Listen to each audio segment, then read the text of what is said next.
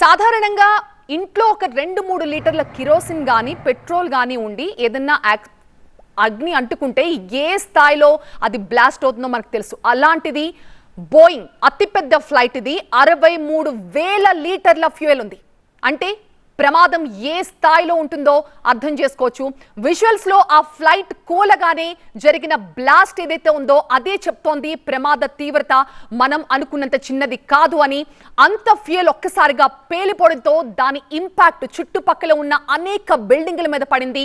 దీంతో ఆ బిల్డింగ్ లో ఉన్న అనేక మంది గాయపడ్డారు. ఇంతకు ముందు మనం యాక్సిడెంట్ జరిగిన వెంటనే చాలా మంది హుటాహుటిన అంబులెన్స్ లో కొంతమందిని క్షతగాత్రులు తీసుకొచ్చిన దృశ్యాలు మనం చూసాం. వాళ్ళలో పూర్తిగా కాలిపోయినట్లు కాకుండా కాస్త సాధారణ స్థితిలో ఉన్నారు. వాళ్ళంతా కూడా ఆయా ప్రాంతాల్లో ఉన్న వాళ్ళగా తెలుస్తోంది.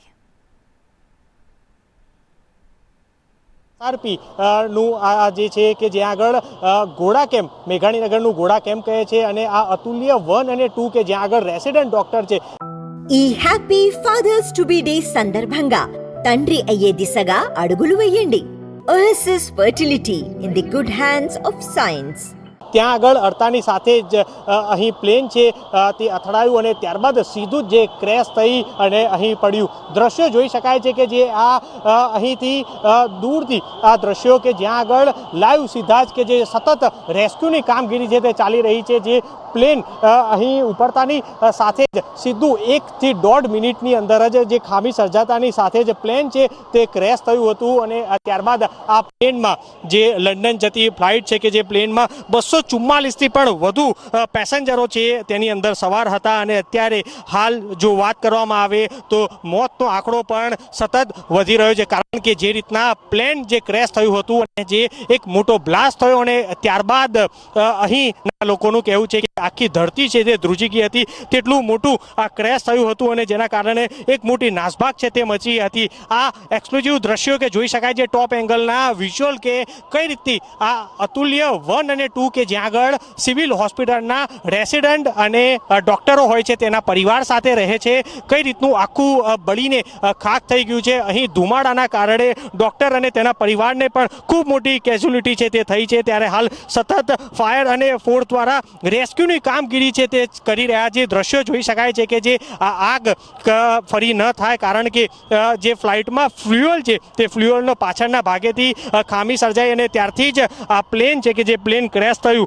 દ્રશ્યો જોઈ શકાય છે કે જે અત્યારે પણ હાલ રેસ્ક્યુની કામગીરી છે તે ચાલી રહી છે. તંત્ર દ્વારા તમામ મદદ છે તે કરવામાં આવી રહી છે. અહીં જે આ ઘટના સ્થળ છે કે જે મેઘાણીનગરથી લઈ અને સિવિલ હોસ્પિટલ સુધીનો ગ્રીન કોરિડોર બનાવી અને તમામ જે રેસ્ક્યુ કરેલા લોકો છે તેમને લઈ જવામાં આવી રહ્યા છે. હાલ સાથે જ તમામ ડોક્ટરો છે કે ડોક્ટરોને પણ ઇમરજન્સી બોલાવી દેવામાં આવ્યા છે. હું એક વખત દ્રશ્ય બતાવીશ કે જે હજી પણ જે કેઝ્યુલિટી છે તે સતત જોવા મળી રહી છે. હાલ રેસ્ક્યુ કરી અને તેને એમ્બ્યુલન્સમાં છે તે લઈ જવામાં આવી રહી છે.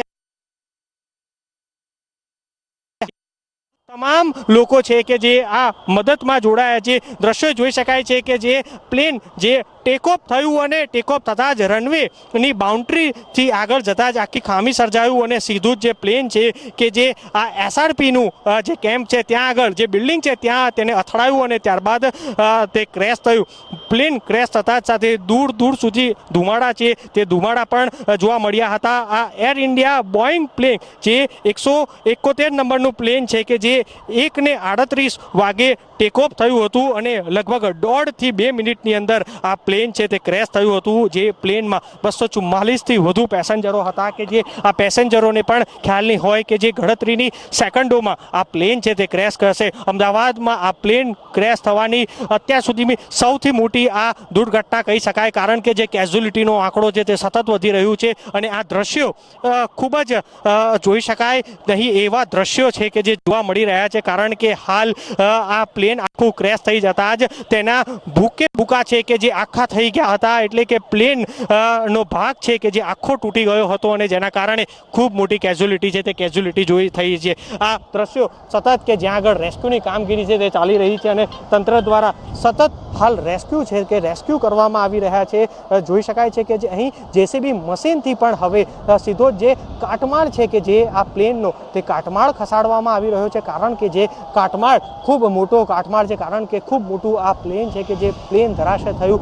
અહીંયા ઝાડ છે કે જે ઝાડને પણ અથડાયું અને ઝાડ પણ સીધું જ તૂટી ગયું હતું. એટલે આ JCB મશીનથી પણ સીધું જ અહીં તમામ આ રેસ્ક્યુ કરવામાં આવી રહ્યું છે. લગભગ